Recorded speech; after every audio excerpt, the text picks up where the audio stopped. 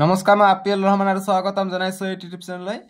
আজি আমি পঢ়িম ক্লাছ 10ৰ ছ'চিয়েল ছায়েন্সৰ যি তোমালোকৰ যিখন কিতাপ আছে ইতিহাসৰ আজি আমি পঞ্চম অধ্যায়টো কৰিম, ভাৰত আৰু উত্তৰ পূৰ্বাঞ্চলৰ সাংস্কৃতিক ঐতিহ্য। এইটো চেপ্টাৰ খুবেই গুৰুত্বপূৰ্ণ তোমালোকৰ পৰীক্ষাৰ কাৰণে। ইয়াৰ পৰা MCQ আহে, 2 নম্বৰী প্ৰশ্ন আহে আৰু দীঘলীয়া প্ৰশ্ন আহে, ঠিক আছে। এইটো পাঠটো দীঘল হয়, বহুতে কয় যে ইমান দীঘল কেনেকৈ পঢ়িম, গতিকে ভিতৰত পঢ়িব লাগিব, উপায় নাই, ঠিক আছে। যেনেকুৱা মই যি ইয়াত আছে, যেনেকুৱা যে গ্ৰন্থ যিটো আছিলে যে কলহনৰ যিটো গ্ৰন্থ আছিলে যে ৰাজ তৰংগিনী কোনে লিখিছিলে, গতিকে কলহনে লিখিছে।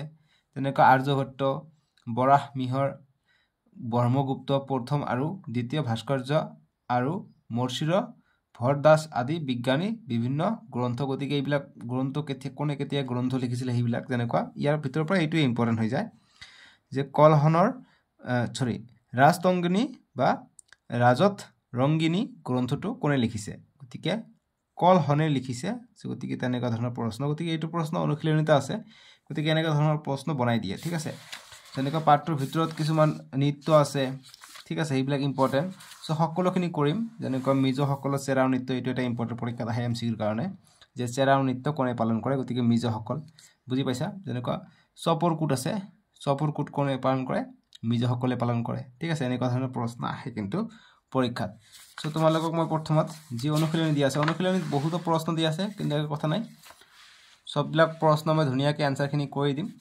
আজি আমি অনুশীলনীত যিমানখিনি প্ৰশ্ন আছে সকলোখিনি উত্তৰ মই ধুনীয়াকৈ কৈ দিম, আৰু কেনেকুৱা ধৰণৰ MCQ আহে মই দেখাই দিলোঁ, আৰু মই দেখাই দিম যে কোনটো প্ৰশ্নৰ পৰা কেনেকুৱা ধৰণৰ MCQ আহিব পাৰে। আৰু এইবিলাক পঢ়াৰ পিছত আৰু আমাক পঢ়িব লাগিব পাঠৰ ভিতৰৰ পৰা কেতিয়াবা 2 নম্বৰী প্ৰশ্ন বনাই দিব পাৰে, ঠিক আছে। সেইকাৰণে প্ৰতিটো বস্তু ইম্পৰ্টেণ্ট, অনুশীলনীও ইম্পৰ্টেণ্ট, পাঠটো ভালকৈ পঢ়োৱাটো ইম্পৰ্টেণ্ট। প্ৰথমত আমি অনুশীলনীৰ অতি চমু উত্তৰৰ প্ৰশ্ন 1 নম্বৰৰ পৰা ধুনীয়াকৈ উত্তৰখিনি চাই লওঁ। তোমালোকে চেনেলটো ছাবস্ক্ৰাইব কৰি দিবা আৰু ভিডিঅ'টো লাইক কৰি দিবা। অনুশীলনীত প্ৰথমত কৈছে যে অতি চমু উত্তৰৰ প্ৰশ্ন 1 নম্বৰ প্ৰশ্ন দিছে যে সিন্ধু উপত্যকাৰ পূব সীমা গাঙ্গেয় উপত্যকাৰ কোন ঠাইলৈ বিস্তৃত। গতিকে যিটো সিন্ধু উপত্যকাৰ পূব সীমা গাঙ্গেয় উপত্যকা আছে, গতিকে গাঙ্গেয় উপত্যকাৰ কোন ঠাইলৈ বিস্তৃত আছিলে, আমি উত্তৰ কৰিম যে সিন্ধু সভ্যতাৰ পূব সীমা গাঙ্গেয় উপত্যকাৰ মিৰাট পৰ্যন্ত বিস্তৃত আছিল। এইবিলাক প্ৰশ্ন MCQৰ কাৰণে কিন্তু আহিব পাৰে উক্তি হিচাপে, উক্তি, দাবী, কাৰণ, তেনেকুৱা ধৰণৰ। 2 নম্বৰ প্ৰশ্ন যে সিন্ধু সভ্যতাত নাগৰিক সংস্কৃতিৰ বিকাশ কেতিয়া হৈছিল, আমি উত্তৰ কৰিম যে খ্ৰীষ্টাব্দ পূৰ্ব 4ৰ্থ সহস্ৰাব্দত সিন্ধু সভ্যতাত নাগৰিক সংস্কৃতিৰ বিকাশ হৈছিল। একেবাৰে নতুন নিয়মতে মই এনচাৰখিনি কৰাই দিছোঁ। তোমালোকে বৰ্তমান 50% MCQ আৰু 50% ডেছক্ৰিপটিভ হয়, সেইকাৰণে বস্তুখিনি ভালকৈ চাব লাগে। 3 নম্বৰ প্ৰশ্ন যে ঋগ্বেদৰ আনুমানিক ৰচনাকাল কি, আমি উত্তৰ কৰিম যে খ্ৰীষ্টপূৰ্ব 1500ৰ পৰা খ্ৰীষ্টপূৰ্ব 1000 মানৰ ভিতৰত ঋগ্বেদ ৰচিত হৈছিল। 4 নম্বৰ যে ভাৰতৰ ৰাষ্ট্ৰীয় প্ৰতীকত থকা সত্যমেৱ জয়তে এই বাক্যশাৰী মূলত কোনখন গ্ৰন্থৰ পৰা লোৱা হৈছে, আমি উত্তৰ কৰিম মুণ্ডক উপনিষদৰ পৰা লোৱা হৈছে। তাৰপিছত 5 নম্বৰ প্ৰশ্ন যে প্ৰাচীন ভাৰতত ৰচিত ৰাজনীতি বিজ্ঞান বিষয়ক বিখ্যাত গ্ৰন্থখনৰ নাম কি, আমি উত্তৰ কৰিম কৌটিল্যৰ অৰ্থশাস্ত্ৰ। তাৰপিছত 6 নম্বৰ প্ৰশ্ন যে বিবিধতাৰ মাজত একতা, ইউনিটি ইন ডাইভাৰ্চিটি, এই বাক্যাংশ কোনখন গ্ৰন্থৰ জৰিয়তে স্থায়িত্ব লাভ কৰিলে, আমি উত্তৰ কৰিম জৱাহৰলাল নেহৰুৰ ভাৰত সম্ভেদ ডিস্কভাৰী অফ ইণ্ডিয়া নামৰ গ্ৰন্থৰ জৰিয়তে। এইটো MCQৰ কাৰণে কিন্তু খুবেই ইম্পৰ্টেণ্ট পৰীক্ষাৰ কাৰণে। 7 নম্বৰ প্ৰশ্ন, ওপৰত যিটো 6 নম্বৰ প্ৰশ্ন আছে এইটো তোমালোকে যেতিয়া চাকৰি পৰীক্ষা দিবা তেতিয়াও কিন্তু এইটো প্ৰশ্ন চাকৰি পৰীক্ষাটো আহে, ঠিক আছে, ভালকৈ মনত ৰাখিবা। 7 নম্বৰ প্ৰশ্ন যে ভাৰতৰ ভাস্কৰ্য শিল্পকলাৰ কোনটো শৈলীত গ্ৰীক ৰোমান কলা কৌশলৰ প্ৰয়োগ কৰা হৈছে, আমি উত্তৰ কৰিম গান্ধাৰ শিল্পকলাত। 8 নম্বৰ প্ৰশ্ন ভৰত মুনিৰ নাট্যশাস্ত্ৰ কেতিয়া ৰচিত হৈছিল, আমি উত্তৰ কৰিম খ্ৰীষ্টপূৰ্ব 200ৰ পৰা 2য় শতিকালৈ ভৰত মুনিৰ নাট্যশাস্ত্ৰ ৰচিত হৈছিল। এতিয়া 9 নম্বৰ প্ৰশ্ন যে ভৰতৰ নাট্যশাস্ত্ৰত কিমানটা শ্লোক আছিল? আমি উত্তৰ কৰিম প্ৰায় ৬০০০টা শ্লোক আছে বা আছিল। 10 নম্বৰ প্ৰশ্ন যে হেৰাকা আন্দোলন কি? আমি উত্তৰ কৰিম স্বাধীনতা সংগ্ৰামী ৰাণী গাইডালুৱে নাগালেণ্ডৰ পৰম্পৰাগত ধৰ্মবিশ্বাস তথা সাংস্কৃতিক সংৰক্ষণ আৰু পুনৰ প্ৰৱৰ্তন কৰাৰ উদ্দেশ্যে হেৰেকা নামৰ আন্দোলনৰ জন্ম দিয়ে। 11 নম্বৰ যে নাগালেণ্ডৰ হৰ্ণবিল উৎসৱ কি জীৱৰ নামত উৎসৰ্গিত? আমি উত্তৰ কৰিম ধনেশ পক্ষী। 12 নম্বৰ যে চপৰকোট কোন ৰাজ্যৰ পৰম্পৰাগত উৎসৱ? আমি উত্তৰ কৰিম মিজোৰামৰ পৰম্পৰাগত উৎসৱ। 13 নম্বৰ যে মিজো শব্দৰ অৰ্থ কি? আমি উত্তৰ কৰিম মিজো শব্দৰ অৰ্থ হ'ল পাহাৰৰ বাসিন্দা। 14 নম্বৰ যে উত্তৰ পূৰ্বাঞ্চলৰ কোন ৰাজ্যত মাতৃতান্ত্ৰিক সমাজ ব্যৱস্থা প্ৰচলিত? আমি উত্তৰ কৰিম মেঘালয়।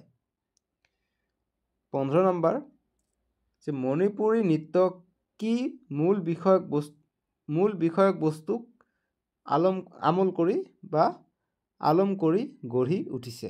আমি উত্তৰ কৰিম চৈতন্য মহাপুৰুষৰ শৈশৱ কৃষ্ণলীলা ইত্যাদি বিষয়ক কেন্দ্ৰ কৰি। 16 নম্বৰ প্ৰশ্ন অসমৰ প্ৰাচীন নাম কি আছিল? আমি উত্তৰ কৰিম অসমৰ প্ৰাচীন নাম আছিল প্ৰাগজ্যোতিষপুৰ আৰু কামৰূপ। 17 নম্বৰ যে কি বড়োমূলীয় শব্দৰ পৰা অসম নামটোৰ উৎপত্তি হোৱা বুলি অনুমান কৰা হয়? আমি উত্তৰ কৰিম হা-চম শব্দৰ পৰা। 18 নম্বৰ যে চৰ্যাপদ মানে কি? এইটো খুবেই ইম্পৰ্টেণ্ট পৰীক্ষাৰ কাৰণে। আমি উত্তৰ কৰিম চৰ্যাপদ হৈছে কেইটামান সহজজানপন্থীয় গীত। 19 নম্বৰ প্ৰশ্ন যে চৰ্যাপদ কেতিয়া ৰচিত হৈছিল? এইটো চাকৰি পৰীক্ষাটো আহে, এইটো প্ৰশ্ন মেট্ৰিক পৰীক্ষাৰ কাৰণে ইম্পৰ্টেণ্ট। আমি উত্তৰ কৰিম যে খ্ৰীষ্টীয় 10ম শতিকাৰ পৰা চতুৰ্দশ শতিকাৰ ভিতৰত চৰ্যাপদ ৰচিত হৈছিল। 20 নম্বৰ যে মাধৱ কন্দলীয়ে কাৰ পৃষ্ঠপোষকতা লাভ কৰি সপ্তকাণ্ড ৰামায়ণ অনুবাদ কৰিছিল? আমি উত্তৰ কৰিম বৰাহী ৰজা মহামাণিক্য। 21 নম্বৰ যে অসমৰ গদ্য সাহিত্যৰ সূচনা কোনে কৰিছিল? আমি উত্তৰ কৰিম শংকৰদেৱ। 22 নম্বৰ প্ৰশ্ন জিকিৰ আৰু জাৰি কোনে ৰচনা কৰিছিল? আমি উত্তৰ কৰিম আজান পীৰ নামেৰে খ্যাত শাহ মিলনে। এইটো অসমীয়াতো তোমালোকে এনচাৰটো পাইছা এইটোৰ জিকিৰ আৰু জাৰিৰ চেপ্টাৰ 2 অসমীয়াৰ। 23 নম্বৰ প্ৰশ্ন যে আজান পীৰ কোন? আমি উত্তৰ কৰিম যে এজন চুফী সাধক যিজনে ইছলাম ধৰ্মীয় গীত জিকিৰ আৰু জাৰি ৰচনা কৰিছিল। 24 নম্বৰ প্ৰশ্ন যে আজান পীৰ কেতিয়া অসমলৈ আহিছিল? আমি উত্তৰ কৰিম স্বৰ্গদেউ গদাধৰ সিংহৰ দিনত ত্ৰয়োদশ শতিকাত। 25 নম্বৰ প্ৰশ্ন দ পৰ্বতীয়াৰ শিলৰ তোৰণখন কেতিয়া নিৰ্মিত হৈছিল? আমি উত্তৰ কৰিম খ্ৰীষ্টীয় 6ষ্ঠ শতিকাত। 26 নম্বৰ প্ৰশ্ন যে চাংৰুং ফুকন কি দায়িত্বত ন্যস্ত আছিল? আমি উত্তৰ কৰিম আহোম শাসন ব্যৱস্থাত মঠ মন্দিৰ ৰাস্তা ঘাট প্ৰসাদ ঘৰ দুৱাৰ আদিৰ নিৰ্মাণ কাৰ্য জোখ মাখ আদি চোৱা চিতা কৰিবলৈ চাংৰুং ফুকন নামৰ বিষয়া এগৰাকীক দায়িত্ব দিয়া হৈছিল। 27 নম্বৰ প্ৰশ্ন যে লোকসংগীতত আগবঢ়োৱা অৱদানৰ বাবে অসমৰ কোন শিল্পীক পদ্মশ্ৰী সন্মান প্ৰদান কৰা হৈছিল? আমি উত্তৰ কৰিম প্ৰতিমা পাণ্ডে বৰুৱা। 28 নম্বৰ প্ৰশ্ন যে অসমৰ প্ৰথম বাৰ্তা আলোচনীখনৰ নাম কি? আমি উত্তৰ কৰিম অৰুণোদয়। ভেৰি ভেৰি ইম্পৰ্টেণ্ট প্ৰশ্ন এইটো 1 নম্বৰৰ কাৰণে MCQৰ কাৰণে। 29 নম্বৰ প্ৰশ্ন যে উত্তৰ পূৰ্বাঞ্চলৰ অষ্ট্ৰিক নৃগোষ্ঠীৰ অন্তৰ্ভুক্ত জনজাতিটো কি? আমি উত্তৰ কৰিম খাচীয়া। এতিয়া 30 নম্বৰ প্ৰশ্নটো দিছে যে ৰচয়িতাসকলৰ নাম লিখা। গতিকে ৰচয়িতাসকলৰ নাম লিখিব আহে পৰীক্ষাত কিন্তু আহে। যেনেকুৱা অৰ্থশাস্ত্ৰ কোনে লিখিছিলে? কৌটিল্য। হস্তি বিদ্যাৰ্ণৱ কোনে লিখিছে? সুকুমাৰ বৰকাইত। কীৰ্তন লিখিছে শংকৰদেৱ। নামঘোষা লিখিছে মাধৱদেৱ।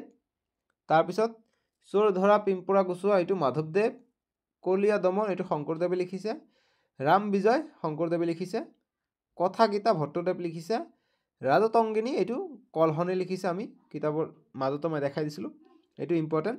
আৰু ভাৰত সম্ভেদ এইটো জৱাহৰলাল নেহৰু লিখিছে। এতিয়া চাবা আমাক কৈছে যে চমু উত্তৰৰ প্ৰশ্ন। 1 নম্বৰ প্ৰশ্ন দিছে যে খ্ৰীষ্টীয় 6ষ্ঠ শতিকাৰ পিছত ভাৰতলৈ অহা দুটা বিদেশী জাতিৰ নাম লিখা। আমি উত্তৰ কৰিম গ্ৰীক আৰু মোগল। 2 নম্বৰ প্ৰশ্ন যে সিন্ধু উপত্যকাত আৱিষ্কৃত হোৱা ধৰ্মীয় উদ্দেশ্যত ব্যৱহৃত হোৱা দুটা মূৰ্তিৰ নাম লিখা। কি হ'ব? পশুপতি, উত্তৰ লিখিম পশুপতি সদৃশ মূৰ্তি আৰু মাতৃদেৱীৰ মূৰ্তি। 3 নম্বৰ প্ৰশ্ন যে অস্তিকসকলে ভাৰতীয় সংস্কৃতিলৈ আগবঢ়োৱা দুটা অৱদান উল্লেখ কৰা। আমি উত্তৰ কৰিম ধান খেতি কৰা, কুঁহিয়াৰৰ পৰা গুড় তৈয়াৰ কৰা কৌশল। 4 নম্বৰ প্ৰশ্ন যে ভাৰতীয় সংস্কৃতিত বৰ্ণাঢ্যতা সৃষ্টিৰ ক্ষেত্ৰত ভৌগোলিক পৰিস্থিতিয়ে কিদৰে ভূমিকা গ্ৰহণ কৰিছে। আমি উত্তৰ কৰিম যে উত্তৰ বৰ্ণাঢ্য ভাৰতীয় সংস্কৃতিৰ উৎপত্তি তথা সংৰক্ষণ কৰাৰ ক্ষেত্ৰত দেশখনৰ বিভিন্ন ভৌগোলিক পৰিস্থিতিও ভূমিকা গ্ৰহণ কৰি আহিছে। কৃষি উপযোগী সাৰুৱা ভূমি, যাতায়াত যোগাযোগৰ বাবে সুচলতা আৰু প্ৰাকৃতিক সম্পদৰ গুণত কোনো অঞ্চলত হয়তো আৰ্থিকভাৱে অধিকতৰ সচ্ছল আৰু অন্য সংস্কৃতিৰ সৈতে সংস্পৰ্শ সঘনাই হৈছে, আকৌ অন্য কোনোটো অঞ্চল হয়তো এই সুবিধাবোৰৰ অভাৱত বিচ্ছিন্ন হৈ কষ্টসাধ্য জীৱন যাপন কৰিবলগীয়া হৈছে। এতিয়া 5 নম্বৰ প্ৰশ্ন যে বেদৰ 4খন সংহিতাৰ নাম লিখা। আমি উত্তৰ কৰিম ঋগ্বেদ, যজুৰ্বেদ, সামবেদ আৰু অৰ্থবেদ। এতিয়া 6 নম্বৰ প্ৰশ্ন দিছে যে অশোকৰ দ্বাদশ মুখ্য শিলালিপিত ধৰ্মীয় উদাৰতাৰ বিষয়ে কি কথা লিখা আছে। আমি উত্তৰ কৰিম যে এই লিপিত কোৱা হৈছে কোনেও একমাত্ৰ নিজৰ ধৰ্মটোকে প্ৰশংসা কৰি আনৰ ধৰ্মক হীন বুলিব নালাগে, বৰং সকলো ধৰ্মৰ সাৰ গ্ৰহণ কৰি সমন্বয়ৰ বাট মুকলি কৰিব লাগে। এতিয়া 7 নম্বৰ প্ৰশ্ন যে সাংস্কৃতিক বহুতত্ববাদ মানে কি। আমি উত্তৰ কৰিম সাংস্কৃতিক বহুতত্ববাদে কোনো এখন সমাজৰ সাংস্কৃতিক বিবিধতা আৰু ইয়াৰ প্ৰতি থকা শ্ৰদ্ধাৰ মনোভাৱক বুজায়। 8 নম্বৰ প্ৰশ্ন যে ভাৰতৰ প্ৰাচীন যুগৰ দুগৰাকী বিজ্ঞানীৰ নাম লিখা। আমি উত্তৰ কৰিম আৰ্যভট্ট আৰু ব্ৰহ্মগুপ্ত। 9 নম্বৰ প্ৰশ্ন যে প্ৰাচীন ভাৰতৰ দুখন চিকিৎসা শাস্ত্ৰৰ নাম লিখা। আমি উত্তৰ কৰিম চৰক সংহিতা আৰু সুশ্ৰুত সংহিতা। এতিয়া 10 নম্বৰ প্ৰশ্ন যে ভাৰতীয় চিত্ৰকলাক কি ভাগত ভগাব পাৰি। আমি উত্তৰ কৰিম দুটা ভাগত ভগাব পাৰি। সেই ভাগকেইটা হৈছে বৃহদাকাৰ দেৱাল চিত্ৰ আৰু ক্ষুদ্ৰাকাৰ চিত্ৰ। 11 নম্বৰ প্ৰশ্ন যে চিত্ৰকলাৰ প্ৰতি পৃষ্ঠপোষকতা আগবঢ়োৱা দুগৰাকী মোগল বাদশ্বাহৰ নাম লিখা। আমি উত্তৰ কৰিম শাহজাহান আৰু জাহাংগীৰ। 12 নম্বৰ প্ৰশ্ন যে ক্ষুদ্ৰাকাৰ চিত্ৰযুক্ত অসমৰ দুখন সাঁচিপতীয়া পুথিৰ নাম লিখা। আমি উত্তৰ কৰিম লৱ কুশৰ যুদ্ধ আৰু গীতা গোবিন্দ। 13 নম্বৰ প্ৰশ্ন হস্তি বিদ্যাৰ্ণৱ গ্ৰন্থখনৰ চিত্ৰকৰ দুগৰাকীৰ নাম লিখা। আমি উত্তৰ কৰিম দিলবৰ আৰু দোচাই। 14 নম্বৰ প্ৰশ্ন ঝুম খেতি মানে কি বুজা। ইম্পৰ্টেণ্ট প্ৰশ্ন। আমি উত্তৰ কৰিম পাহাৰীয়া অঞ্চলত হাবি বন কাটি জুই লগাই মাটি মুকলি কৰি পৰম্পৰাগত সা সঁজুলিৰে যি খেতি কৰা হয় তাকে ঝুম খেতি বোলে। এতিয়া 15 নম্বৰ কৈছে যে জেং বিহু মানে কি। আমি উত্তৰটো কৰিম যে বহাগত বিহুত উজনি অসমৰ মহিলাসকলে পুৰুষৰ আগোচৰে নিৰ্জন স্থানত অনুষ্ঠিত কৰা বিহু নৃত্য গীতৰ কাৰ্যসূচীকে জেং বুলি কোৱা হয়। এতিয়া 16 নম্বৰ যে ওজাপালিৰ দুটা ভাগৰ নাম লিখা।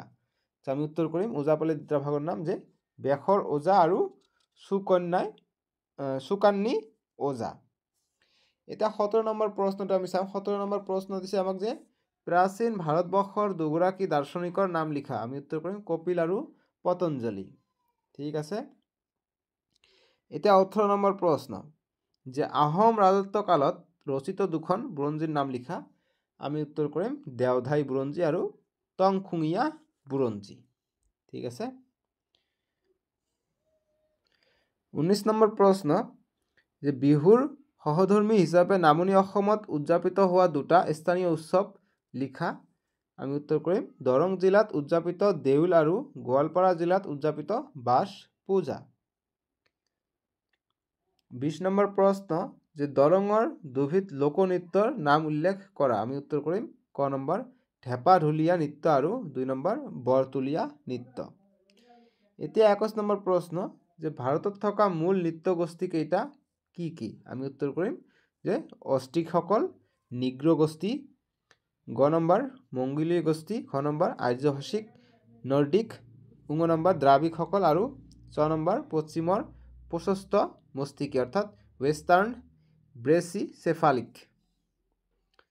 এতিয়া 22 নম্বৰ প্ৰশ্ন যে ভাৰতীয় সংস্কৃতিত ঐকন্যৰ মাজত একতা সৃষ্টিকাৰী 3টা কাৰক উল্লেখ কৰা। আমি উত্তৰ কৰিম ভাৰতীয় সংস্কৃতিত অনৈক্যৰ মাজত একতা সৃষ্টিকাৰী 3টা কাৰক হৈছে 1 নম্বৰ ক নম্বৰ সাংস্কৃতিক বহুতত্ত্ববাদ, খ নম্বৰ বিভিন্ন যুগৰ সাম্ৰাজ্যৰ দ্বাৰা সৃষ্টি হোৱা ৰাজনৈতিক একতা, গ নম্বৰ বিভিন্ন শাসকে অক্ষুণ্ণ ৰখা ধৰ্মীয় আৰু সাংস্কৃতিক একতা। এতিয়া 23 নম্বৰ প্ৰশ্ন যে প্ৰাচীন ভাৰতৰ স্থাপত্য নিদৰ্শকসমূহক ঘাইকৈ কি কি ভাগত ভগোৱা হৈছে। আমি উত্তৰ কৰিম প্ৰাচীন ভাৰতৰ স্থাপত্য নিদৰ্শনসমূহক ঘাইকৈ উত্তৰ ভাৰতীয় নাগৰ, দক্ষিণ ভাৰতীয় দ্ৰাবিড় আৰু বিন্দ আৰু কৃষ্ণ নদীৰ মাজভাগত দেখিবলৈ পোৱা বেছৰ শৈলীত ভগোৱা হৈছে। 24 নম্বৰ প্ৰশ্ন যে ভাৰত আৰু উত্তৰ পূৰ্বাঞ্চলৰ সাংস্কৃতিক ঐতিহ্যৰ ক্ষেত্ৰত সাংস্কৃতিক একতাৰ জালিকা বুলিলে কি বুজা লিখা।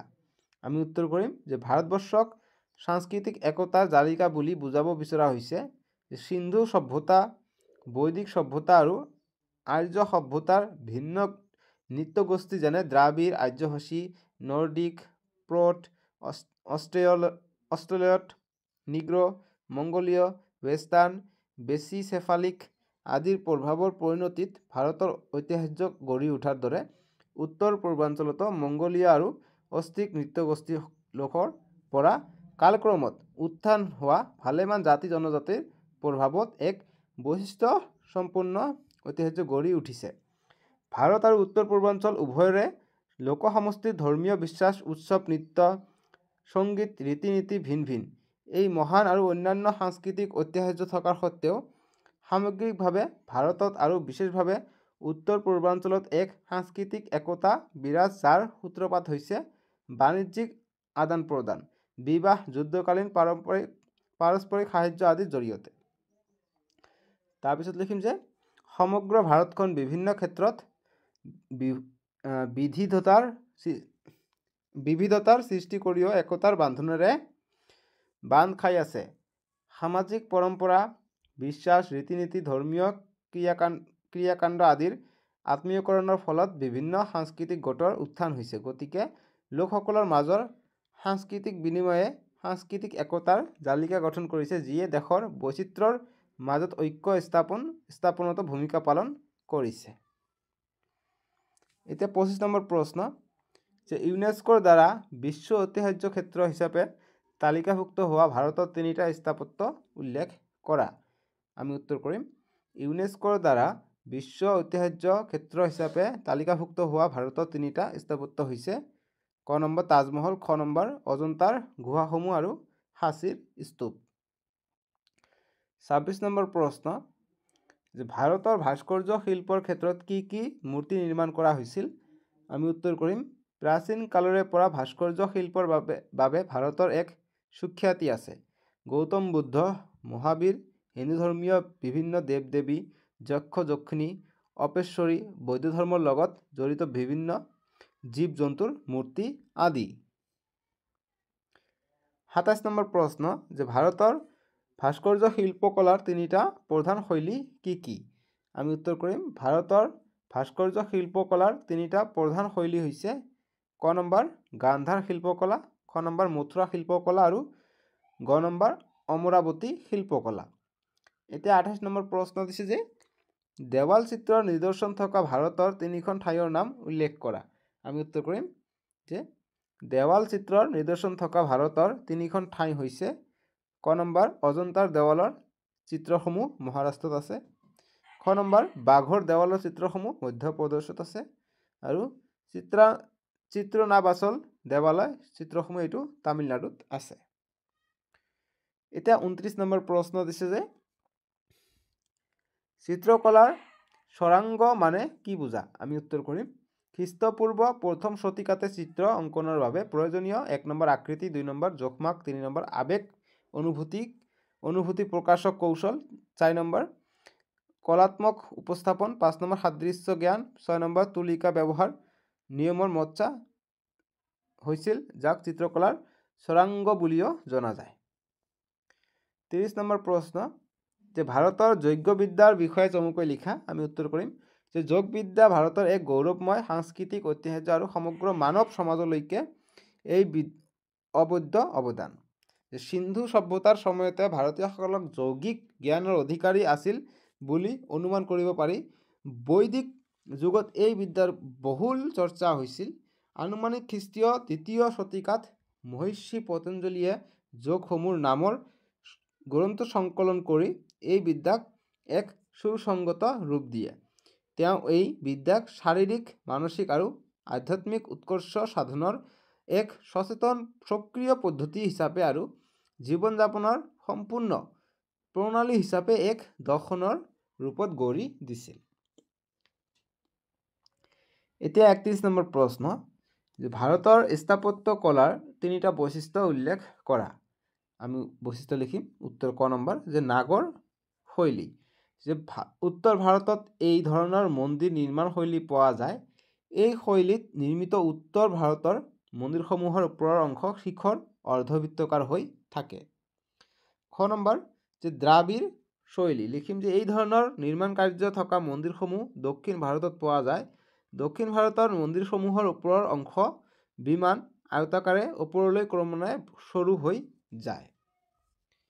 6 নম্বৰ যে বেজ শৈলী এই ধৰণৰ নিৰ্মাণ কাৰ্য থকা মন্দিৰ বিন্দা আৰু কৃষ্ণা নদীৰ মাজভাগৰ অঞ্চলত পোৱা যায়। বেজ শৈলীৰ মন্দিৰবিলাকত নাগৰ আৰু দ্ৰাবিড় শৈলীৰ মিশ্ৰণ দেখা যায়। 32 নম্বৰ যে ৰঙালী বিহুৰ 7 দিনক কি নামেৰে জনা যায়? আমি উত্তৰ কৰিম ৰঙালী বিহুৰ 7 দিনক ক্ৰমে গৰু বিহু, মানুহ বিহু, গোসাই বিহু, কুটুম বিহু, চেনেহী বিহু, মেলা বিহু আৰু চেৰা বিহু। 33 নম্বৰ প্ৰশ্ন যে কামৰূপী লোকগীত আৰু গোৱালপৰীয়া লোকগীতৰ মূল বিষয়বস্তু কি? আমি উত্তৰ কৰিম যে কামৰূপী লোকগীত আৰু গোৱালপৰীয়া লোকগীতৰ মূল বিষয়বস্তু হৈছে জীৱনৰ সুখ দুখ, দেহৰ ক্ষণভংগুৰতা, জীৱনত ঈশ্বৰৰ চিন্তাৰ গুৰুত্ব আৰু দেৱ দেৱীৰ প্ৰশস্তি আদি। 34 নম্বৰ প্ৰশ্ন যে অসমৰ প্ৰাচীন নাম কামৰূপ আৰু প্ৰাগজ্যোতিষৰ উল্লেখ থকা 3খন গ্ৰন্থৰ নাম লিখা। আমি উত্তৰ কৰিম ৰামায়ণ, মহাভাৰত আৰু বিষ্ণু পুৰাণ। এতিয়া আমি চাম আমাক দিছে দীঘল উত্তৰৰ প্ৰশ্ন। দীঘল উত্তৰৰ প্ৰশ্ন কথাটো শুনি গম পাইছে নিশ্চয়, মানে কি অকণমান প্ৰশ্নৰ উত্তৰবিলাক দীঘলকৈ লিখিব লাগিব। এইবিলাকৰ পৰা কিন্তু তোমালোকৰ পৰীক্ষাত এটা প্ৰশ্ন হ'লেও থাকিব, ঠিক আছে। 5 নম্বৰী 6 নম্বৰী থাকে আৰু এইটো প্ৰশ্নৰ পৰা, দীঘল উত্তৰৰ প্ৰশ্নৰ পৰা। গতিকে এইবিলাক অকণমান দীঘল লিখিব লাগিব। চব 1 নম্বৰ প্ৰশ্নটো কৈছে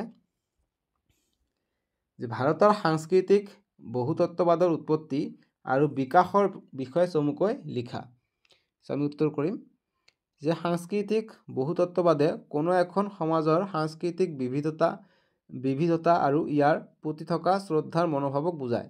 ভাৰতৰ বিভিন্ন অঞ্চলত বিভিন্ন জাতি উপজাতিয়ে তেওঁলোকৰ পৃথক পৃথক স্বকীয় কৃষ্টি সংস্কৃতিৰ সংৰক্ষণ তথা সংবৰ্ধন কৰিব বিচৰাৰ সময়তে আনৰ কৃষ্টি সংস্কৃতিৰ সৈতে সহৱৰ্তিতা আৰু সন্মানৰ মনোভাৱ পোষণ কৰা যায়। ভাৰতৰ ভাষিক, ধৰ্মীয়, ভৌগোলিক আৰু আৰ্থিক আদি অনেক ক্ষেত্ৰত অনেক বিবিধতা থকাৰ সত্ত্বেও ভাৰতীয়সকলে এক ঐক্যবদ্ধ অনুভূতিৰে সাঙুৰ খাই থকা দেখা যায়। এই আত্মীয়তা সৃষ্টি কৰাৰ ক্ষেত্ৰত বিভিন্ন কাৰকে ক্ৰিয়া কৰি আছে বা আহিছে।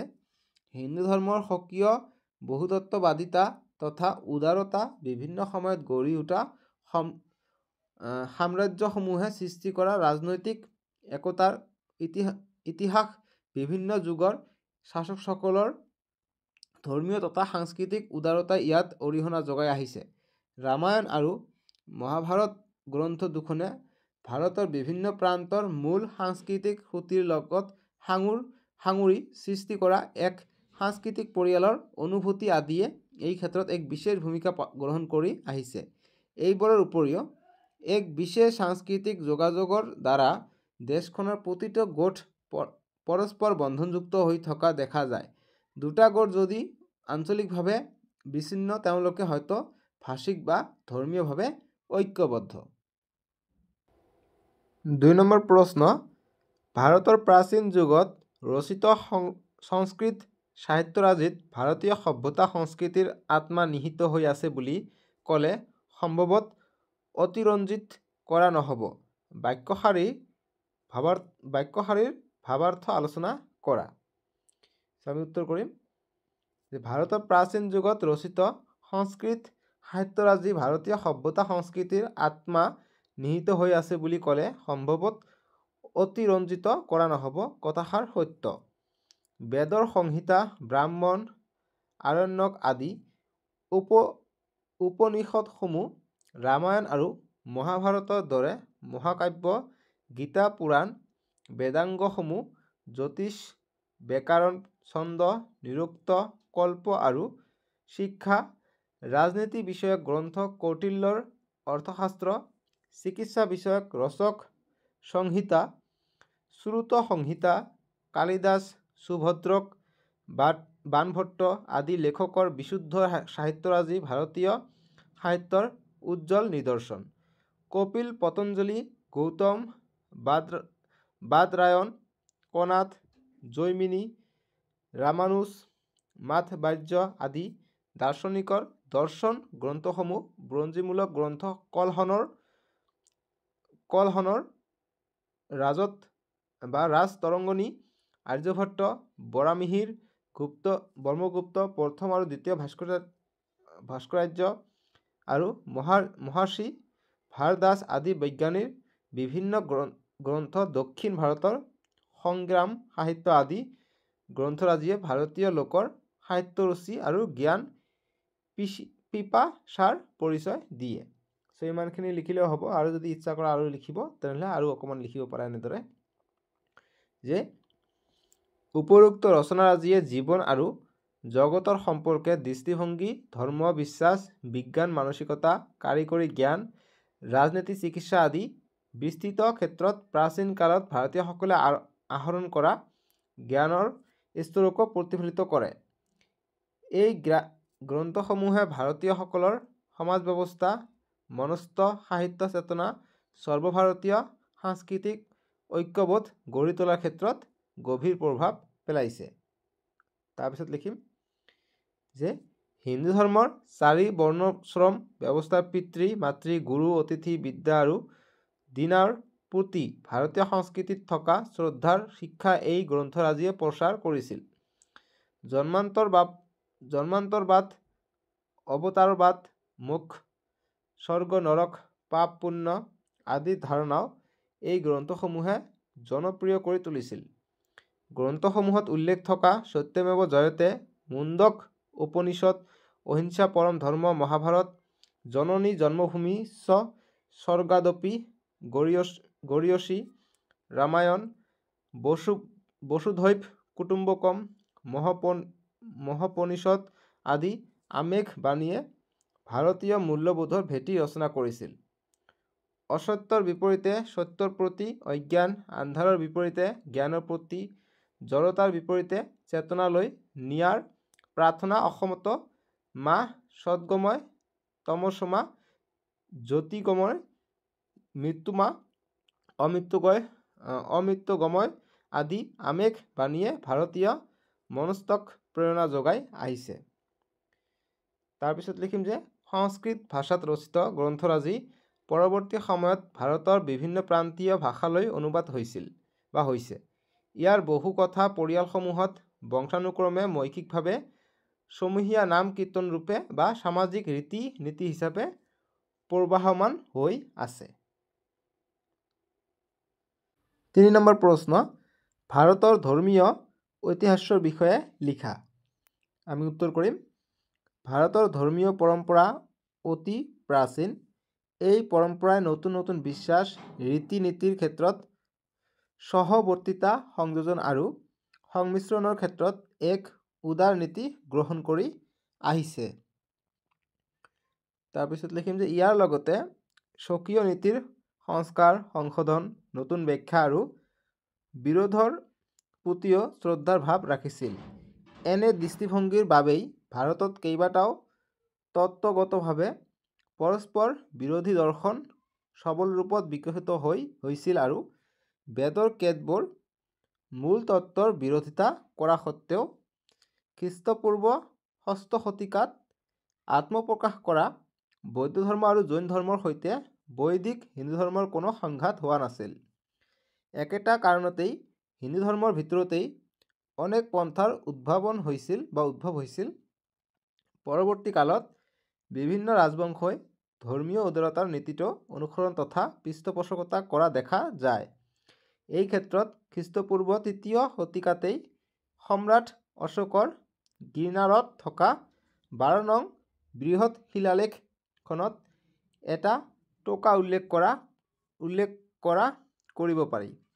এই লিপিত কোৱা হৈছে কোনেও একমাত্ৰ নিজৰ ধৰ্মটোকে প্ৰশংসা কৰি আনৰ ধৰ্মক হীন কৰিব নালাগে, বৰং সকলো ধৰ্মৰ সাৰ গ্ৰহণ কৰি সমন্বয়ৰ বাট মুকলি কৰিব লাগে বুলি কৰা সম্ৰাট অশোকৰ এই ঘোষণাই ভাৰতীয় শাসকসকলৰ ধৰ্মীয় উদাৰতাৰ প্ৰাচীনতম সাক্ষী বহন কৰে। পৰৱৰ্তী সময়ত বিশ্বৰ বিভিন্ন প্ৰান্তত উদ্ভৱ হোৱা খ্ৰীষ্টিয়ান, ইছলাম, জোৰাষ্ট্ৰৰ, ইহুদী আদি ধৰ্মৰো ভাৰতলৈ আগমন ঘটিছিল। শাস্ত্ৰনিৰ্ভৰ ধৰ্মবোৰৰ উপৰি ভাৰতৰ চুকে কোণে বিভিন্ন বিশ্বাস তথা ৰীতি নীতিৰ ভিত্তিত সৃষ্টি হোৱা জনজাতীয় ধৰ্মবোৰো ভাৰতবৰ্ষত শান্তিপূৰ্ণ সহাৱস্থান কৰি থকা দেখা যায়। এতিয়া ৪ নম্বৰ যে উত্তৰ পূৰ্বাঞ্চলৰ এক উমৈহতীয়া সুকীয়া পৰিচয় কেনেকৈ সৃষ্টি হৈছে। আমি উত্তৰ কৰিম যে উত্তৰ পূৰ্বাঞ্চল শব্দটো ব্ৰিটিছ শাসকসকলে উদ্ভাৱন কৰিছিল। এই শব্দটোৱে সামৰি লোৱা অঞ্চলবোৰ হৈছে অসম, অৰুণাচল প্ৰদেশ, নাগালেণ্ড, মণিপুৰ, মিজোৰাম, ত্ৰিপুৰা, মেঘালয়, পৰৱৰ্তী সময়ত ছিকিমো ইয়াত অন্তৰ্ভুক্ত হয়। প্ৰত্যেকৰে নিজা নিজা কৃষ্টি সংহতি আৰু ৰাজনৈতিক ইতিহাস আছে। এই সমগ্ৰ অঞ্চলটোৰ কেতবোৰ উমৈহতীয়া বৈশিষ্ট্যৰ বাবে অঞ্চলটোৱে এক সুকীয়া পৰিচয় লাভ কৰিছে। তাৰপিছত লিখিম যে উত্তৰ পূৰ্বাঞ্চলৰ এক উমৈহতীয়া সুকীয়া পৰিচয় সৃষ্টি হোৱাৰ ক্ষেত্ৰত অঞ্চলটোৰ ভৌগোলিক পৰিস্থিতিয়ে বিশেষ সহায় কৰিছে। উত্তৰ পূৰ্বাঞ্চলৰ আটাইকেইখন ৰাজ্যই পাহাৰীয়া, ব্ৰহ্মপুত্ৰ আৰু বৰাক নদীৰ উপত্যকাই সৃষ্টি কৰা সমতল অংশ মাজভাগত লৈ অসমখনক উত্তৰ পূব আৰু দক্ষিণ দিশত আন ৰাজ্যকেইখনে আৱৰি আছে। ঠিক তেনেদৰে উত্তৰ পূৰ্বাঞ্চলৰ কেইখন ৰাজ্যকেইখন বাংলাদেশ, ভূটান, ম্যানমাৰ আদি বিদেশী ৰাষ্ট্ৰই আগুৰি আছে। তাৰপিছত যে অসমকে ধৰি সমগ্ৰ অঞ্চলটোৰ অধিকাংশ লোকেই বৃহত্তৰ মংগোলীয় জনগোষ্ঠীৰ বিভিন্ন শাখা প্ৰশাখাৰ অন্তৰ্গত জনজাতীয় লোক। নগাসকলৰ একাংশৰ মাজত নিগ্ৰো নৃত্য গোষ্ঠীৰ উপাদান পোৱা যায়। মেঘালয়ৰ খাচীয়াসকল অষ্ট্ৰিক গোষ্ঠীৰ লোক। পাহাৰীয়া ৰাজ্যকেইখনৰ জনসাধাৰণ ঠাই বিশেষে হিন্দু, খ্ৰীষ্টিয়ান, বৌদ্ধ ধৰ্মৰ অনুৰাগী। তাৰপিছত লিখিম যে উত্তৰ পূৰ্বাঞ্চলৰ প্ৰতিখন ৰাজ্যতে অনেক গোষ্ঠীগত ফৈদ তথা শাখা প্ৰশাখাৰে সৈতে বহু সংখ্যক জনগোষ্ঠীয় লোকে বাস কৰে। পৰম্পৰাগত পোচাক, নৃত্য, গীত, বাদ্য, উৎসৱ, দেৱান, লোক বিশ্বাস, ৰীতি নীতি আদিৰে বৰ্ণিল সংস্কৃতি প্ৰতিখন ৰাজ্যতে দেখিবলৈ পোৱা যায়।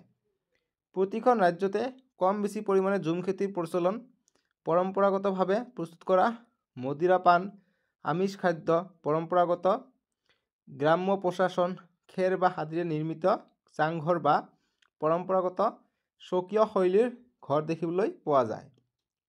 শেষত লিখিম যে উপৰোক্ত কাৰণসমূহৰ বাবেই উত্তৰ পূৰ্বাঞ্চলৰ এক উমৈহতীয়া সুকীয়া পৰিচয় সৃষ্টি হৈছে।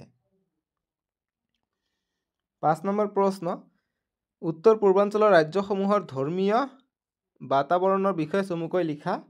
আমি উত্তৰ কৰিম যে ইংৰাজৰ শাসনকালত উত্তৰ পূৰ্বাঞ্চলৰ আটাইকেইখন ৰাজ্যৰ বাসিন্দাসকলৰ মাজত মিছনেৰীসকলে খ্ৰীষ্টিয়ান ধৰ্মৰ প্ৰসাৰ ঘটায়। উত্তৰ পূৰ্বাঞ্চলৰ ৰাজ্যকেইখনৰ ভিতৰত অসমত আৰ্য ভাষা আৰু হিন্দু ধৰ্মৰ প্ৰচাৰ অতি প্ৰাচীন কালতেই ঘটিছিল। অনুৰূপ ধৰণে মণিপুৰ আৰু ত্ৰিপুৰাতো অতি প্ৰাচীন কালতেই বিশ্বাস ধৰ্মৰ প্ৰসাৰ ঘটিছিল। অৱশ্যে এই অঞ্চলটোৰ পাহাৰীয়া জনজাতিসকলৰ মাজত এতিয়াও প্ৰকৃতি প্ৰাণবাদী বিশ্বাস তথা ৰীতি নীতি সমান্তৰালভাৱে চলি থকা দেখা যায়।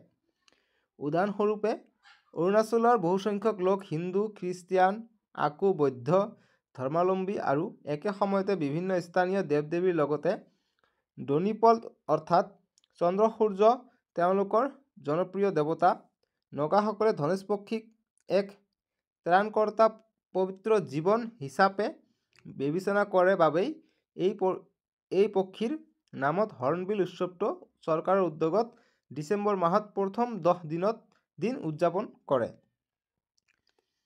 তাৰপিছত লিখিম যে ঠিক তেনেদৰে স্বাধীনতা সংগ্ৰামী ৰাণী গাইডালুৱে নাগালেণ্ডৰ পৰম্পৰাগত ধৰ্মবিশ্বাস তথা সংস্কৃতি সংৰক্ষণ তথা পুনৰ প্ৰৱৰ্তন কৰাৰ উদ্দেশ্যে হেৰাকা নামৰ এক আন্দোলন গঢ়ি তুলিছিল। মণিপুৰৰ মেইতেই সম্প্ৰদায়টোৰ অধিকাংশ লোক চৈতন্যপন্থী বৈষ্ণৱ ধৰ্মাৱলম্বী। বৈষ্ণৱ ধৰ্মেৰে প্ৰভাৱিত গীত বাদ্য নৃত্য এওঁলোকৰ মাজত দেখা যায়।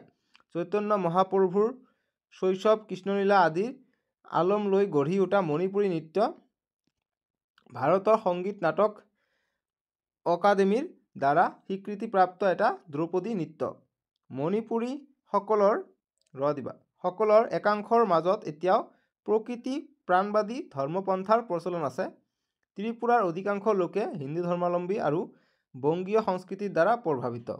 বিভিন্ন জনগোষ্ঠীয় উপাদানেৰে ত্ৰিপুৰাক এক সংমিশ্ৰিত সংস্কৃতি দেখা যায়। মেঘালয়ৰ পূৰ্বৰ প্ৰকৃতি উপাসক খাচী, গাৰো, জয়ন্তীয়া আদি লোকসকলে 1830 চনৰ পৰা ক্ৰমে খ্ৰীষ্টিয়ান ধৰ্মত দীক্ষিত হ'বলৈ ধৰে আৰু বৰ্তমান ৰাজ্যখনৰ 70% অধিক লোক এই ধৰ্মত দীক্ষিত। তাৰপিছত লিখিম যে মিজোৰামৰ জনগাঁথনিও বিভিন্ন জনগোষ্ঠীৰে গঠিত। আটাইকে একেলগে বুলি কোৱা হয়। মিজো শব্দৰ অৰ্থ হ'ল পাহাৰৰ বাসিন্দা। এওঁলোকৰ গৰিষ্ঠ সংখ্যক খ্ৰীষ্টিয়ান ধৰ্মাৱলম্বীৰ লগতে কিছু সংখ্যক হিন্দু ধৰ্মাৱলম্বী আছে। খ্ৰীষ্টিয়ান ধৰ্ম গ্ৰহণ কৰাৰ পিছত এওঁলোকৰ পৰম্পৰাগত উৎসৱ, গীত মাতবোৰ হ্ৰাস পাবলৈ লৈছিল। 1973 চনৰ পৰা মিজোসকলে তেওঁলোকৰ পৰম্পৰাগত চপৰকুট উৎসৱটো পুনৰ উদযাপন কৰিবলৈ লৈছে আৰু লগতে অন্য পৰম্পৰাগত নৃত্য, সংগীত আদিবোৰ পুনৰুদ্ধাৰ কৰিবলৈ যত্নপৰ হৈছে। এতিয়া 6 নম্বৰ প্ৰশ্ন যে অসমত আৰ্য অনাৰ্য সকলোৰে সমন্বিত অৱদানেৰে এক সংমিশ্ৰিত সংস্কৃতিৰ উৎপত্তি হৈছিল। এই প্ৰসংগটো চমুকৈ আলোচনা কৰা। আমি উত্তৰ কৰিম যে ব্ৰহ্মপুত্ৰ উপত্যকা এক সাৰুৱা কৃষিভূমি আৰু প্ৰকৃতিক সম্পদত চহকী অঞ্চল। চীন দেশৰ পৰা ৰোমান সাম্ৰাজ্যলৈ যোৱা মহাৰেচমী পথৰ এটা শাখা অসম হৈ আগবাঢ়িছিল।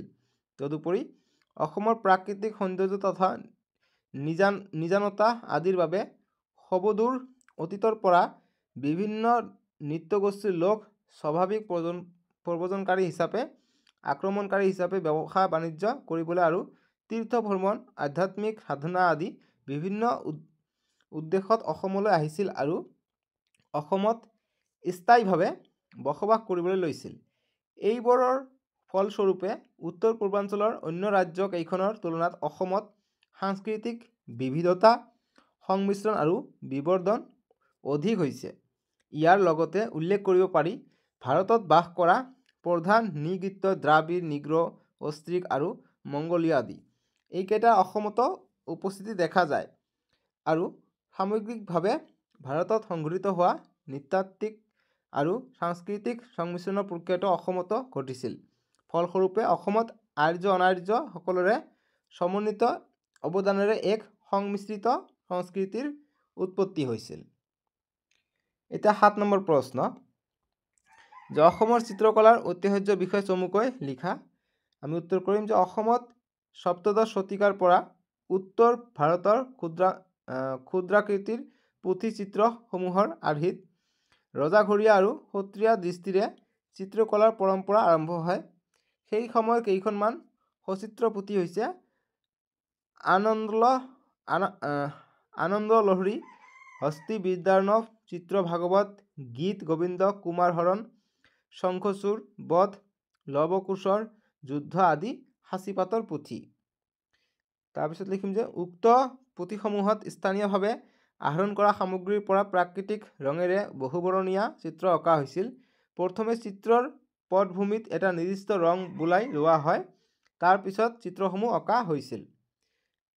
তাৰপিছত লিখিম যে চিত্ৰসমূহত ৰজা, ৰাজদৰবাৰ, দেৱী মূৰ্তি, যুদ্ধৰ চিত্ৰ, হাতী, জীৱ জন্তু আদি সংশ্লিষ্ট পুথিৰ বিষয়বস্তুৰ লগত সংগতি ৰাখি অঁকা হৈছিল।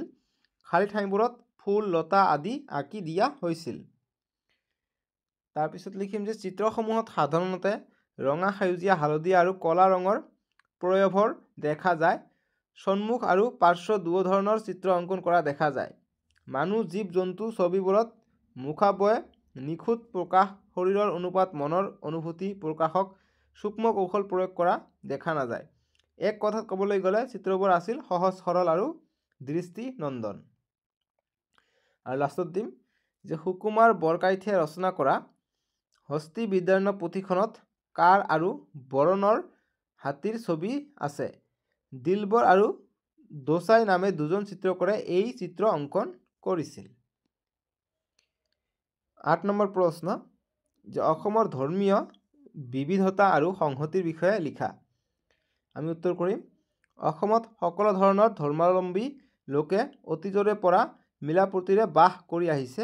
অসমৰ অধিকাংশ লোক হিন্দু, ইয়াৰ পিছতে আছে ইছলাম, খ্ৰীষ্টিয়ান, জৈন, বৌদ্ধ, শিখ আৰু জনজাতীয় ধৰ্মাৱলম্বী লোক। তাৰপিছত লিখিম যে হিন্দু ধৰ্মৰ ভিতৰত শাক্ত, শৈশৱ, বৈষ্ণৱ, চৌৰপন্থী লোক দেখা যায়। অসমৰ বিভিন্ন ঠাইত শক্তিপীঠ আছে। এইবোৰৰ ভিতৰত কামাখ্যা মন্দিৰ পৃথিৱী বিখ্যাত। নৱ বৈষ্ণৱ আন্দোলনে অসমৰ বৃহৎ সংখ্যক লোকক বৈষ্ণৱ ভক্তি মাৰ্গত অনুগামী কৰিছিল। তাৰপিছত লিখিম যে খ্ৰীষ্টীয় ত্ৰয়োদশ শতিকাৰ প্ৰথম ভাগত অসমত ইছলাম ধৰ্মৰ আগমন ঘটাৰ তথ্য পোৱা যায়। হাজোৰ পোৱা মক্কা অসমৰ ধৰ্মাৱলম্বী লোকসকলৰ পবিত্ৰ ঠাই। স্বৰ্গদেউ গদাধৰ সিংহৰ দিনত অসমলৈ অহা চুফী সাধক আজান পীৰ নামে খ্যাত শ্বাহ মিলনে ৰচনা কৰা, ইয়াত চাহ হৈ আছে এনেকুৱা শ্বাহ মিলন, অসমীয়াত যিটো পাইছে সেইটো ঠিক আছে, শ্বাহ মিলন ৰচনা কৰা জিকিৰ আৰু জাৰিসমূহ অসমত প্ৰচলিত এবিধ জনপ্ৰিয় ধৰ্মীয় সংগীত। গতিকে চাহটো চাই ল'ব। অসমীয়া কিতাপত দ্বিতীয় চেপ্টাৰৰ কবিজনৰ নাম শ্বাহ মিলন। তাৰপিছত লিখিম যে মানৰ আক্ৰমণৰ সময়ত ৰজা চন্দ্ৰকান্ত সিংহক সহায় কৰিবলৈ পাঞ্জাৱৰ ৰঞ্জিত সিংহৰ নিৰ্দেশক্ৰমে অসমলৈ অহা শিখ সৈন্যদল এটিৰ কিছু লোক অসমত নিগাজীকৈ থাকি গৈছিল। তেওঁলোকৰ বংশধৰসকল এতিয়া শিখ ধৰ্ম বৰ্তাই ৰাখিও অসমীয়া ভাষা সংস্কৃতি গ্ৰহণ কৰি জাতীয় জীৱনৰ অংগীভূত হৈ পৰিছে। তাৰপিছত লিখিম যে অসমৰ পূব অংশত বাস কৰা টাইফাকে তুৰুং, আইটন, খামতি, খাময়াং, চামসকল বৌদ্ধ ধৰ্মাৱলম্বী। মধ্যযুগত আহোম স্বৰ্গদেউসকলে উদাৰ ধৰ্মনীতি গ্ৰহণ কৰিছিল আৰু বিভিন্ন ধৰ্মাৱলম্বী লোকক উপাসনা স্থলী আদি নিৰ্মাণ কৰাই দান দক্ষিণা প্ৰদান কৰিছিল। ৯ নম্বৰ প্ৰশ্ন যে পূৰ্বাঞ্চলৰ অনা ৰাজ্যকেইখনৰ তুলনাত অসমত সাংস্কৃতিক বিবিধতা, সংমিশ্ৰণ আৰু বিৱৰ্তন কিয় অধিকতৰ হৈছে। আমি উত্তৰ কৰিম যে ব্ৰহ্মপুত্ৰ উপত্যকা এক সাৰুৱা কৃষিভূমি আৰু প্ৰাকৃতিক সম্পদত চহকী অঞ্চল। চীন দেশৰ পৰা ৰোমান সাম্ৰাজ্যলৈ যোৱা মহাৰেচমী পথৰ এটা শাখা অসম হৈ আগবাঢ়িছিল। তদুপৰি অসমৰ প্ৰাকৃতিক সৌন্দৰ্য তথা নিজানতা আদিৰ বাবে সুদূৰ অতীতৰ পৰা বিভিন্ন নৃত্যগোষ্ঠীৰ লোক স্বাভাৱিক প্ৰব্ৰজনকাৰী হিচাপে আক্ৰমণকাৰী হিচাপে ব্যৱসায় বাণিজ্যিক কৰিবলৈ আৰু তীৰ্থ ভ্ৰমণ আধ্যাত্মিক সাধনা আদি বিভিন্ন উদ্দেশ্যত অসমলৈ আহিছিল আৰু অসমত স্থায়ীভাৱে বসবাস কৰিবলৈ লৈছিল।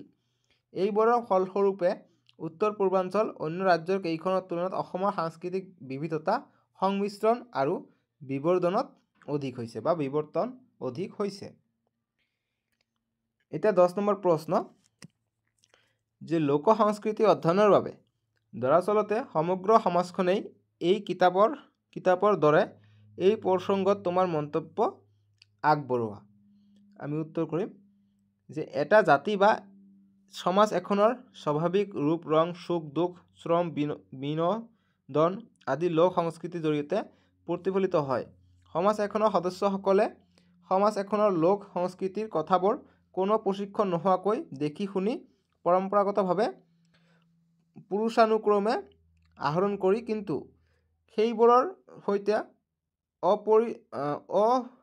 অপৰিচালক এজনে লোক সংস্কৃতি বিষয়ক পুথি কথাই সূক্ষ্মভাৱে পৰ্যবেক্ষণ কৰিলেহে বুজি পাব।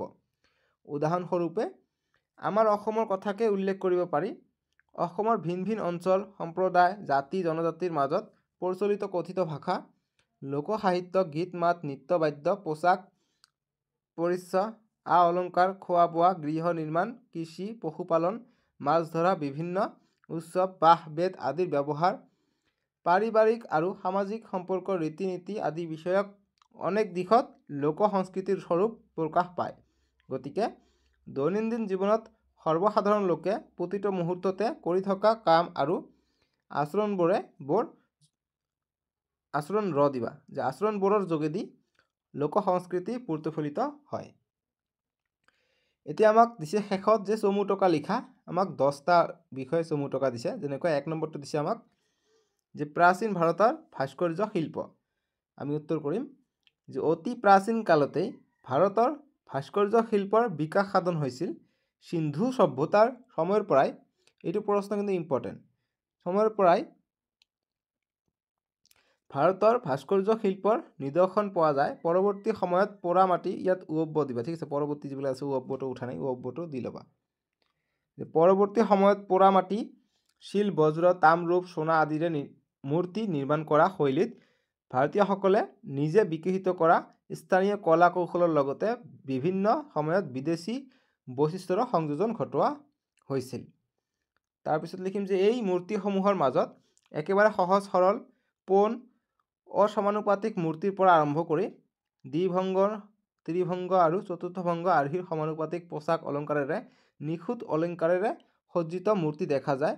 মনৰ শান্তি সুখ ক্ৰোধ আদি অনুভূতি প্ৰকাশ কৰিব পৰাকৈ মুখাৱয়ব তথা অংগ প্ৰত্যংগত সূক্ষ্ম কলা কৌশল প্ৰয়োগ আদিৰে নিৰ্মিত অজস্ৰ মূৰ্তি ভাৰতৰ বিভিন্ন প্ৰান্তত দেখিবলৈ পোৱা যায়। তাৰপিছত লিখিম যে গৌতম বুদ্ধ মহাবীৰ হিন্দু দেৱ দেৱী যক্ষ যক্ষিণী অপেশ্বৰী হিন্দু তথা বৌদ্ধ ধৰ্মৰ লগত জড়িত বিভিন্ন জীৱ জন্তুৰ মূৰ্তি এই ভাস্কৰ্যসমূহত দেখিবলৈ পোৱা যায়। অশোকৰ স্তম্ভসমূহৰ শীৰ্ষত থকা জন্তুৰ মূৰ্তিসমূহ গৌতম বুদ্ধৰ জীৱনৰ বিভিন্ন ঘটনাৰ লগত জড়িত আৰু সামগ্ৰিকভাৱে ভাৰতীয় সংস্কৃতিতো এই জন্তুকেইটাৰ বিশেষ গুৰুত্ব আছে। দেশী বিদেশী বহুতো ৰাজবংশই নিৰ্মাণৰ এই কলাটোক পৃষ্ঠপোষকতা কৰিছিল। তাৰপিছত লিখিম যে সামগ্ৰিক দিশৰ পৰা ভাৰতৰ ভাস্কৰ্য শিল্পক 3টা ভাগত ভগাব পাৰি। সেইকেইটা হৈছে গান্ধাৰ শিল্পকলা মথুৰা শিল্পকলা আৰু অমৰাৱতী শিল্পকলা। খ্ৰীষ্টপূৰ্ব 1ম শতিকাৰ পৰা খ্ৰীষ্টীয় 7ম শতিকালৈ গান্ধাৰ শিল্পকলাৰ প্ৰচলন আছিল আৰু সেইবোৰত গ্ৰীক ৰোমানত ভাস্কৰ্য শিল্পকলা প্ৰয়োগ কৰি বহুতো বুদ্ধ মূৰ্তি নিৰ্মাণ কৰা হৈছিল। মথুৰা শিল্পকলা আগতে স্বকীয়ভাৱে বিকাশ হৈছিল যদিও পিছলৈ এইবোৰত গান্ধাৰ শিল্পকলাৰ প্ৰভাৱ পৰিছিল। অমৰাৱতী শিল্পকলা খ্ৰীষ্টপূৰ্ব 3য় শতিকাৰ পৰা প্ৰায় 6 বছৰ জুৰি প্ৰচলিত হৈ আছিল। বিশেষকৈ সাতবাহন সাম্ৰাজ্যৰ ৰজাসকলে সেই শিল্পকলাক আদৰি লৈছিল। মধ্যযুগত ভাৰতীয় ভাস্কৰ্য শিল্পৰ অৱনতি ঘটিবলৈ আৰম্ভ কৰে। 2 নম্বৰ প্ৰশ্ন যে ভাৰতীয় চিত্ৰকলা লিখিম যে প্ৰাচীন ভাৰতৰ চিত্ৰকলাসমূহক দুটা ভাগত ভগাব পাৰি, বৃহদাকাৰ দেৱালয় চিত্ৰ আৰু ক্ষুদ্ৰাকাৰ চিত্ৰ। বৃহদাকাৰ চিত্ৰসমূহ পাহাৰ পৰ্বতৰ শিলাখণ্ডত অংকন কৰা হৈছিল, আনহাতে ক্ষুদ্ৰাকাৰ চিত্ৰসমূহ গ্ৰন্থসমূহ অলংকৃত কৰা তথ্য সচিত্ৰ বিৱৰণ দিবলৈ অংকন কৰা হৈছিল। দুয়োটা চিত্ৰশৈলী ভাৰতৰ বিভিন্ন স্থানত বৌদ্ধ, জৈন আৰু হিন্দু ধৰ্মৰ বিষয়বস্তুক আলম কৰি মহাৰাষ্ট্ৰৰ অজন্তা, মধ্যপ্ৰদেশৰ বাঘ, তামিলনাডুৰ চিত্ৰাঞ্চল আৰু আৰমামলাই আদিৰ গুহাৰ দেৱালসমূহত অংকন কৰা হৈছিল। এইবোৰৰ ভিতৰত অজন্তাৰ দেৱাল চিত্ৰবোৰ পৃথিৱী বিখ্যাত। তাৰপিছত লিখিম যে 10ম শতিকা মানৰ পৰা অসম, ৰাজস্থান, উৰিষ্যা, মহীশূৰ, তাঞ্জোৰ আদি ঠাইত তালপাত, সাঁচিপাত, পাট কাপোৰ আদিত ক্ষুদ্ৰাংকৃত চিত্ৰ অঁকা হৈছিল। মূলত সংশ্লিষ্ট গ্ৰন্থসমূহত সচিত্ৰ বিৱৰণ দিয়াৰ উদ্দেশ্য খ্ৰীষ্টপূৰ্ব 1ম শতিকাতে চিত্ৰ অংকনৰ বাবে প্ৰয়োজনীয় 1 নম্বৰ আকৃতি, 2 নম্বৰ জোখমাখ, 3 নম্বৰ আৱেগ অনুভূতি প্ৰকাশক কৌশল, 4 নম্বৰ কলাত্মক উত্থাপন, 5 নম্বৰ সাদৃশ্য জ্ঞান, 6 নম্বৰ তুলিকা ব্যৱহাৰ নিয়মৰ চৰ্চা হৈছিল, যাক চিত্ৰকলাৰ স্বৰাংগ বুলি জনা যায়। প্ৰথমে দেৱাল চিত্ৰত এইবোৰ প্ৰয়োগ হৈছিল আৰু পিছলৈ ক্ষুদ্ৰাকাৰ চিত্ৰতো এইবোৰৰ প্ৰয়োগ কৰা হৈছিল। এলান্দু, হালধি, সেন্দুৰ, শিলিখাৰ ৰস, কেঁচুৰ ৰস আদি প্ৰাকৃতিক সামগ্ৰীৰে ৰং তৈয়াৰ কৰা হৈছিল আৰু বৰ্ণিল চিত্ৰ অংকন কৰা হৈছিল। চুলতানী যুগত পাৰস্য দেশীয় কলা ৰীতিৰে অনুপস্থিতিকৈ আৰম্ভ কৰা চিত্ৰশিল্পৰ চৰ্যাৰ প্ৰমাণো আজিৰ দিনত উদ্ধাৰ হৈছে। মোগলসকলৰ দিনত আকবৰ, জাহাংগীৰৰ আৰু শ্বাহজাহানৰ পৃষ্ঠপোষকতাত ক্ষুদ্ৰাকাৰ চিত্ৰশিল্পৰ বহুল চৰ্চা হৈছিল। পাদশ্বাহনামা, তুতুনামা, জাহাংগীৰনামা, দস্তানী, আমিৰ খামছা আদি গ্ৰন্থ সচিত্ৰকৈ অঁকা হৈছিল। মোগল যুগৰ চিত্ৰসমূহ সম্ৰাটসকলৰ ছবি, দৰবাৰ, যুদ্ধ জয়, চিকাৰ, বাগিচা, ফুল, গছ, লতিকা আদি জন্তু আদি বিষয়ক লৈ অঁকা হৈছিল আৰু চিত্ৰসমূহত পৰিপক্কতা দেখা গৈছিল। ফাৰ্চী ৰীতিৰ চিত্ৰশৈলীৰে ৰামায়ণ, মহাভাৰত আদি হিন্দু ধৰ্ম গ্ৰন্থত চিত্ৰ অঁকা হৈছিল। এতিয়া 3 নম্বৰ প্ৰশ্ন যে ভাৰতৰ সংগীত আৰু নৃত্যকলাৰ ঐতিহ্য। আমি উত্তৰ কৰিম যে সংগীতৰ ক্ষেত্ৰত ভাৰতৰ এক সমৃদ্ধিশালী ঐতিহ্য আছে। সামবেদৰ ক্ষেত্ৰসমূহ যজ্ঞত দেৱতাৰ সন্তুষ্টিৰে অৰ্থে উদগাতাৰ নামৰ পুৰোহিতসকলে গীত আকাৰে পাঠ কৰিছিল। পৰৱৰ্তী সময়ত উদগাৰসকলৰ সুৰ, তালৰ পৰিৱৰ্তন ঘটি বিভিন্ন শাখাত প্ৰশাখাত বিভক্ত হৈ পৰে। তাৰপৰা লিখিম যে ভাৰতৰ ধ্ৰুপদী সংগীতৰ পৰম্পৰা গুৰু শিষ্যৰ অনুক্ৰমে বৰ্তমান সময়লৈকে সবল ৰূপত বৰ্তি আছে।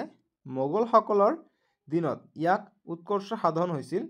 সংগীতৰ লগতে বিভিন্ন প্ৰকাৰৰ বাঁহী, পেঁপা, চেহনাই, ঢোল, তবলা, বিভিন্ন প্ৰকাৰৰ তাল, নাগাৰা, মৃদাং, খোল, চাৰংগী, জন্তুৰ, জলতৰংগ, নূপুৰ, চেতাৰ, চাৰিন্দা, দোতাৰা, বিভিন্ন প্ৰকাৰৰ বীণা আদি বাদ্যযন্ত্ৰ ধ্ৰুপদী সংগীত আৰু লোকসংগীতৰ লগত সংগত কৰিবলৈ উদ্ভাৱন কৰা হৈছিল আৰু বৰ্তমানেও সেইবোৰ বহুলভাৱে ব্যৱহৃত হৈ আছে। তাৰপিছত লিখিম যে সংগীতৰ দৰে নৃত্যৰ ক্ষেত্ৰতো ভাৰতবৰ্ষৰ সমৃদ্ধিশালী পৰম্পৰা আছে। দেশৰ চুকে কোণে থকা অজস্ৰ লোকনৃত্যৰ উপৰিও চৰকাৰী স্বীকৃতিপ্ৰাপ্ত 8বিধ ধ্ৰুপদী আছে। সেই 8বিধ নৃত্য হ'ল কথাকলি, মালায়ালম, কেৰালা মোহিনী নাট্যম, কেৰালা ভাৰতনাট্যম, তামিলনাডুত কোনটো কি চলে এইটো কিন্তু পৰীক্ষাটো আহে MCQৰ কাৰণে। তেনেকুৱা কুচিপুড়ি এইটো অন্ধ্ৰপ্ৰদেশত, ওড়িশী এইটো উৰিষ্যা, কথক এইটো উত্তৰ ভাৰত, সত্ৰীয়া এইটো অসমত আৰু মণিপুৰী মণিপুৰত। ঠিক আছে। 4 নম্বৰ অসমৰ ভাস্কৰ্য শিল্প।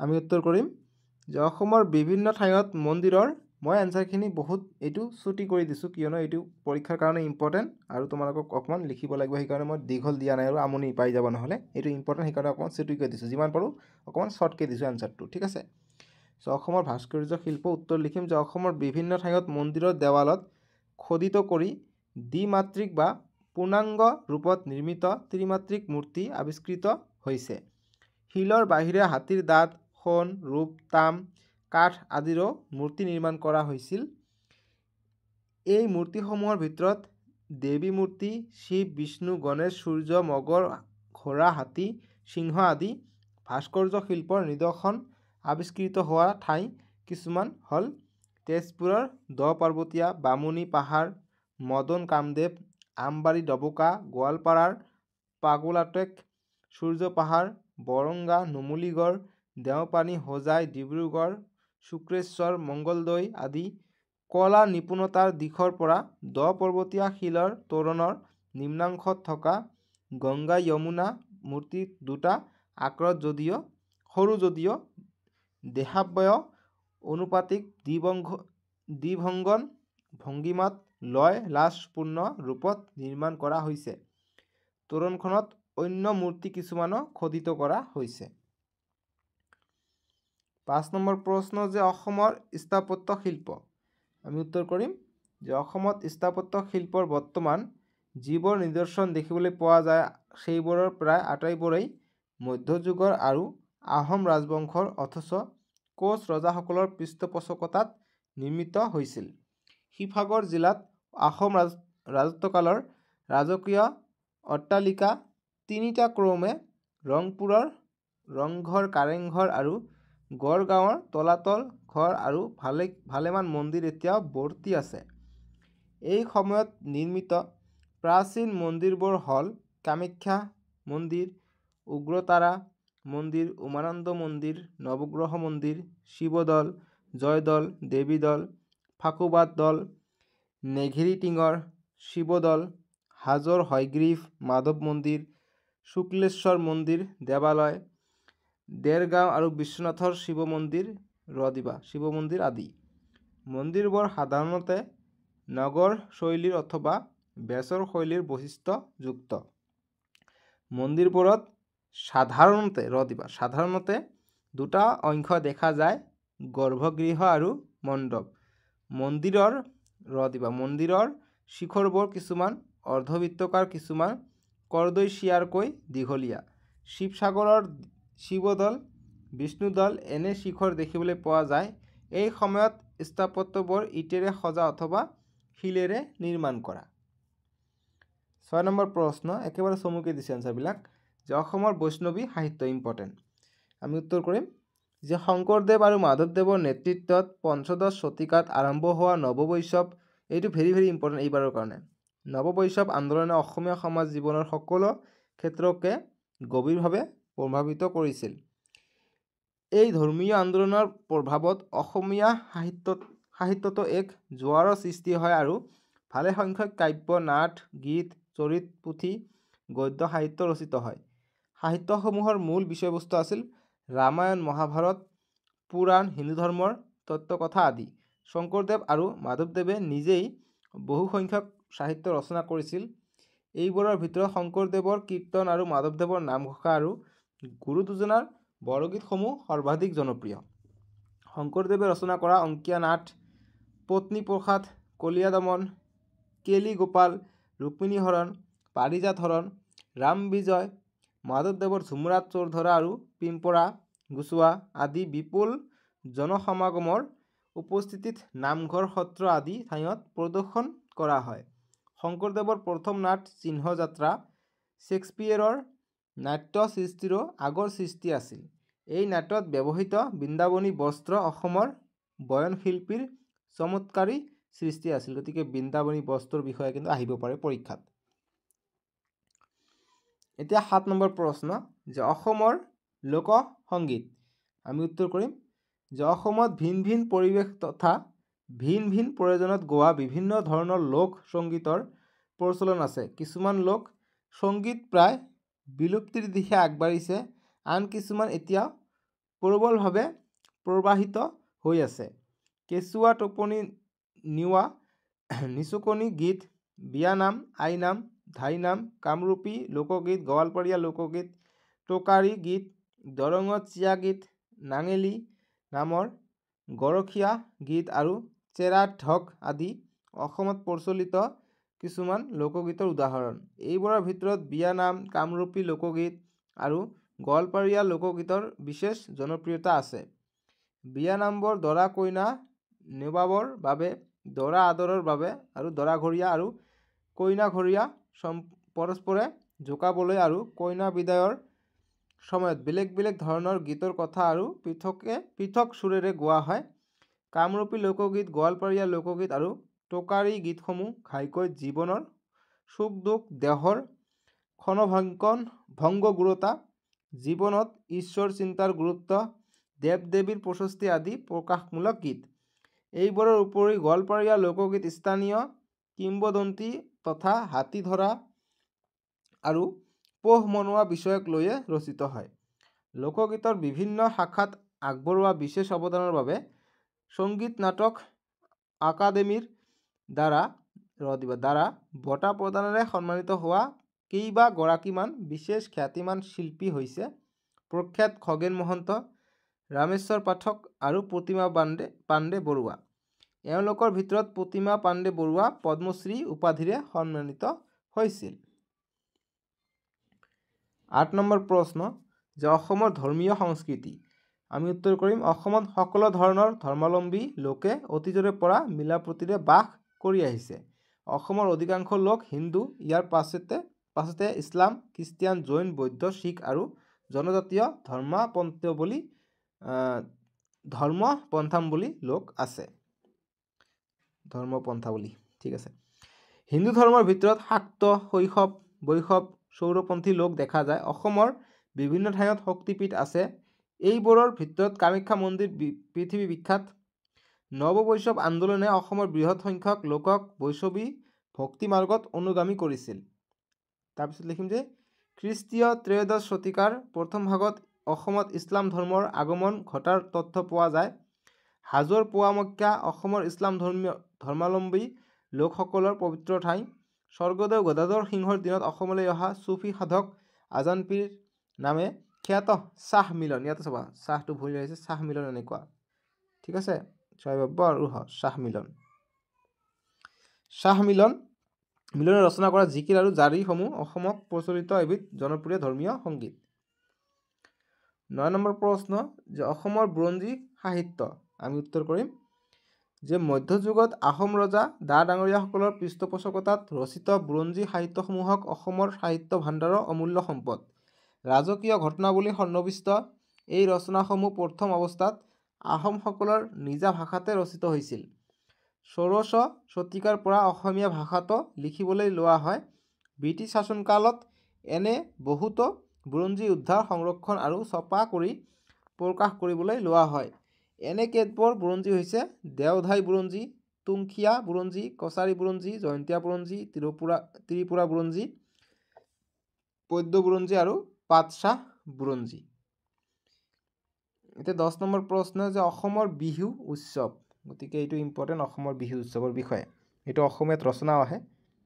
আমি উত্তৰ কৰিম যে বিহু অসমৰ এক অতি আদৰৰ উৎসৱ। বহাগ মাহ, কাতি মাহ আৰু মাঘ মাহত ক্ৰমে ৰঙালী বিহু, কঙালী বিহু আৰু ভোগালী বিহু নামেৰে বছৰত তিনিটা সময়ত পৃথক নীতি নিয়মেৰে বিহু উৎসৱ পালন কৰা হয়।